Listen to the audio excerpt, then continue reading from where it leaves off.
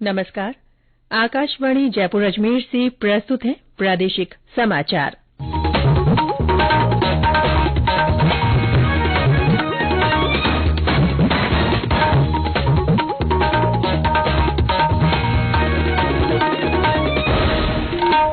मुख्य समाचार।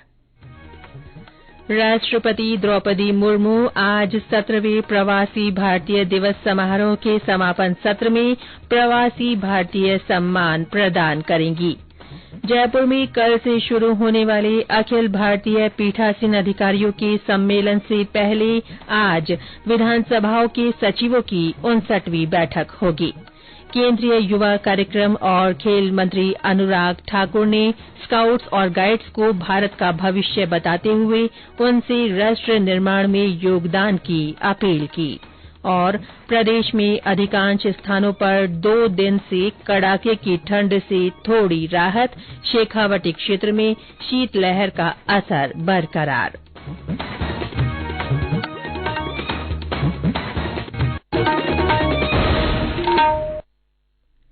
समाचारों के साथ मैं रितिका गुप्ता और अब समाचार विस्तार से। राष्ट्रपति द्रौपदी मुर्मू आज इंदौर में 17वें प्रवासी भारतीय दिवस समारोह के समापन सत्र में 27 देशों के भारतवंशियों को प्रवासी भारतीय सम्मान प्रदान करेंगी। ये सम्मान प्रवासी भारतीय दिवस समारोह के तहत ऐसे प्रवासी भारतीयों और संस्थाओं को दिया जाता है जिनकी देश दुनिया में उल्लेखनीय उपलब्धियां हों। समारोह से अलग सूरीनाम के राष्ट्रपति चंद्रिका प्रसाद संतोखी और गुयाना के राष्ट्रपति डॉ मोहम्मद इरफान अली राष्ट्रपति द्रौपदी मुर्मू से मुलाकात करेंगे। प्रधानमंत्री नरेंद्र मोदी ने कल इंदौर में प्रवासी भारतीय दिवस सम्मेलन का औपचारिक उद्घाटन किया था। प्रधानमंत्री ने इस अवसर पर कहा था कि विभिन्न देशों में प्रवासी भारतीयों के जीवन, संघर्ष और उनकी उपलब्धियों को सहेजकर रखना होगा। श्री मोदी ने प्रवासी भारतीयों से वैश्विक व्यवस्था में भारत की अनूठी विश्व दृष्टि और उसकी महत्वपूर्ण भूमिका को मजबूत करने का आह्वान किया। जयपुर में कल से शुरू होने वाले अखिल भारतीय पीठासीन अधिकारियों के सम्मेलन से पहले आज विधानसभाओं के सचिवों की 59वीं बैठक भी शुरू होगी। बैठक को लोकसभा और राज्यसभा के महासचिव संबोधित करेंगे। 83वां अखिल भारतीय पीठासीन अधिकारी सम्मेलन कल से 2 दिन तक राजस्थान विधानसभा में होगा। उपराष्ट्रपति जगदीप धनखड़ और लोकसभा अध्यक्ष ओम बिरला सम्मेलन का उद्घाटन करेंगे। सम्मेलन में 3 सत्रों में लोकतंत्र, संसद और विधानमंडलों को प्रभावी बनाने के लिए सार्थक चर्चा होगी। इस दौरान विधानसभा परिसर में पुस्तक प्रदर्शनी भी लगाई जाएगी। प्रदर्शनी में संसदीय विषयों से संबंधित महत्वपूर्ण पुस्तकें उपलब्ध होंगी। पीठासीन अधिकारियों का ये सम्मेलन 11 साल बाद जयपुर में हो रहा है। सूचना और प्रसारण तथा युवा कार्यक्रम और खेल मंत्री अनुराग ठाकुर ने युवाओं से देश को आत्मनिर्भर बनाने का आह्वान किया है। केंद्रीय मंत्री ने देश भर के स्काउट्स और गाइड्स को भारत का भविष्य बताते हुए उनसे राष्ट्र निर्माण में योगदान करने की अपील की है। कल पाली में 18वीं राष्ट्रीय स्काउट्स गाइड्स जम्बूरी के समापन समारोह में श्री ठाकुर ने कहा कि ऐसे कार्यक्रमों के माध्यम से नेटवर्क को मजबूत किया जा सकता है।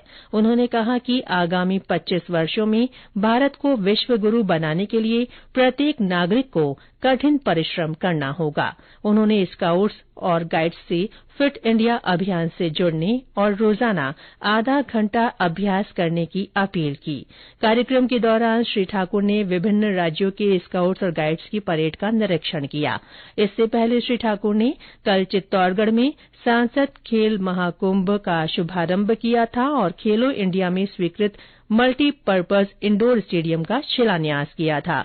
इसके बाद उन्होंने उदयपुर में Maharana Bhupal nobles indoor stadium का लोकार्पण किया। ये समाचार आकाशवाणी जयपुर अजमेर से प्रसारित किए जा रहे हैं। प्रदेश के अधिकांश स्थानों पर 2 दिनों से कड़ाके की ठंड से थोड़ी राहत मिली है। हालांकि शेखावाटी क्षेत्र में शीतलहर और तेज ठंड का असर बरकरार है। सीकर के फतेहपुर में आज न्यूनतम तापमान 2.4 डिग्री सेल्सियस रिकॉर्ड किया गया। करौली और अजमेर में तापमान में उतार चढ़ाव के बीच कोहरे के असर में कमी आई है। श्रीगंगानगर में तेज ठंड का असर जारी है। श्रीगंगानगर, सवाईमाधोपुर और भरतपुर में सुबह घना कोहरा भी छाया रहा। भरतपुर में तेज सर्दी के चलते जनजीवन पर असर पड़ा है। हमारे संवाददाता ने बताया कि वहां अभी भी शीतलहर और कोहरे का असर बरकरार है। भरतपुर में सर्दी, कोहरे व शीतलहर की तिकड़ी बन जाने से सामान्य जनजीवन प्रभावित हो रहा है। हवा का रुख तेज होने से लोगों की कपकपी छूट रही है और वे ठंड से बचने के लिए अलाव का सहारा लेने पर मजबूर हो रहे हैं। लगातार आज भी भरतपुर में कोहरा बना हुआ है, जिसकी वजह से वाहन चालक खासा परेशान हो रहे हैं। कोहरा की वजह से कई रेलगाड़ियां अपने निर्धारित समय से कई घंटे की देरी से चल रही हैं। वहीं सड़क मार्ग भी प्रभावित हो रहा है। रात का तापमान 4 डिग्री सेल्सियस पर ठहर गया है। वहीं कोहरा के बीच क्षेत्र के पूछरी का लौटा के पास एक ट्रैक्टर ट्रॉली के पलट जाने से ट्रैक्टर में सवार एक व्यक्ति की मौत हो गई। ट्रैक्टर ट्रॉली पलटने से जाम लग गया। पुलिस ने मौके पर पहुंचकर जाम को खुलवाया। शिव कुमार वशिष्ठ, आकाशवाणी समाचार, भरतपुर। मौसम विभाग ने 12 और 13 जनवरी को नए पश्चिमी विक्षोभ के प्रभाव से राज्य के उत्तरी पश्चिमी हिस्सों में बादल छाए रहने और तापमान में 2 से 4 डिग्री सेल्सियस की बढ़ोतरी दर्ज होने की संभावना व्यक्त की है। 14 जनवरी से एक बार फिर शीतलहर का नया दौर शुरू होने की संभावना है। प्रदेश भर में आज संकष्ट चतुर्थी का पर्व पारंपरिक और धार्मिक उल्लास के साथ मनाया जा रहा है। आज महिलाएं पूरे दिन भर व्रत रखकर शाम को चंद्र दर्शन कर अर्घ्य देती हैं और अपना व्रत खोलती हैं। सवाईमाधोपुर जिले के चौथ का बरवाड़ा कस्बे में आज चौथ माता के मुख्य मेले का आयोजन किया जा रहा है। मेले में बड़ी संख्या में श्रद्धालुओं का आना जारी है। मेले के मद्देनजर रेलवे ने 4 रेलगाड़ियों का चौथ का बरवाड़ा में ठहराव सुनिश्चित किया है। आकाशवाणी समाचार जयपुर ने अपने श्रोताओं में मोटा अनाज के प्रति जागरूकता के लिए संदेश श्रृंखला शुरू की है। इसमें श्रोता संदेश भेजकर बता सकते हैं कि वे अपने भोजन में मोटा अनाज किस तरह काम में लेते हैं।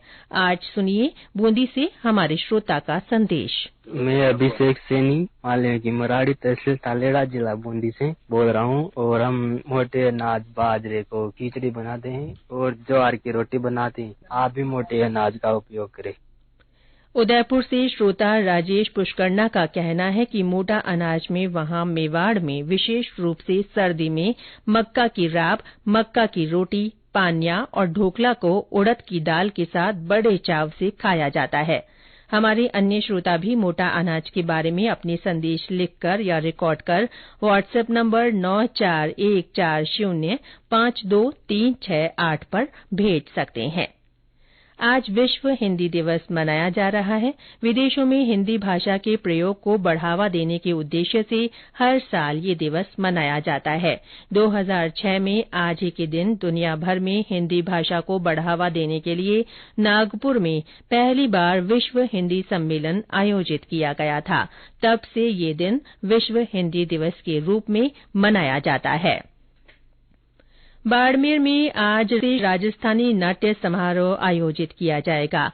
राजस्थान संगीत नाटक अकादमी की ओर से आयोजित होने वाले समारोह के दौरान विभिन्न नाटकों का मंचन किया जाएगा। भगवान महावीर टाउन हॉल में होने वाले इस आयोजन का समापन 12 जनवरी को होगा। भारत और श्रीलंका के बीच 3 एकदिवसीय क्रिकेट मैचों की श्रृंखला आज से शुरू हो रही है। इसका पहला मैच आज दोपहर में गुवाहाटी के बारसापारा स्टेडियम में खेला जाएगा। और अंत में मुख्य समाचार एक बार फिर। राष्ट्रपति द्रौपदी मुर्मू आज 17वें प्रवासी भारतीय दिवस समारोह के समापन सत्र में प्रवासी भारतीय सम्मान प्रदान करेंगी। जयपुर में कल से शुरू होने वाले अखिल भारतीय पीठासीन अधिकारियों के सम्मेलन से पहले आज विधानसभाओं के सचिवों की 59वीं बैठक होगी। केंद्रीय युवा कार्यक्रम और खेल मंत्री अनुराग ठाकुर ने स्काउट्स और गाइड्स को भारत का भविष्य बताते हुए उनसे राष्ट्र निर्माण में योगदान की अपील की है। और प्रदेश में अधिकांश स्थानों पर 2 दिन से कड़ाके की ठंड से थोड़ी राहत मिली है। शेखावाटी क्षेत्र में शीतलहर का असर बरकरार है। इसके साथ ही प्रादेशिक समाचार बुलेटिन समाप्त हुआ। नमस्कार।